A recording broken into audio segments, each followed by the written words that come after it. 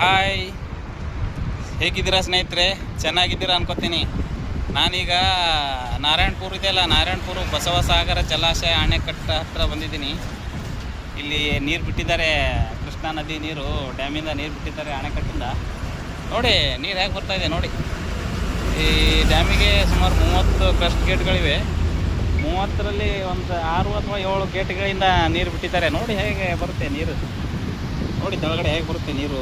Bridge ಮೇಲೆ ಇದ್ದಿದ್ದೀನಿ ನಾನು, ಕೆಳಗೆ ನೋಡಿ ನೀರು ಹೇಗೆ ಹೋಗುತ್ತೆ. ಅಂಥದ್ರಲ್ಲೇ ಆ ಮೀನುಗಾರರು ಮೀನು ಹಿಡಿತಾ ಇದ್ದಾರೆ.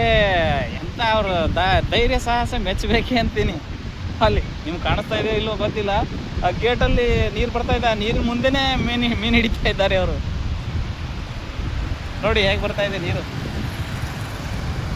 ಈ ಥರ ಇದ್ದರೆ ನೀರು ಯಾವತ್ತೂ ಈ ಥರ ನೀರು ಹರಿದ್ರೆ ರೈತರಿಗೆ, ಕರ್ನಾಟಕದ ರೈತರಿಗೆ ಏನು ಕಮ್ಮಿ ಇರಲ್ಲ.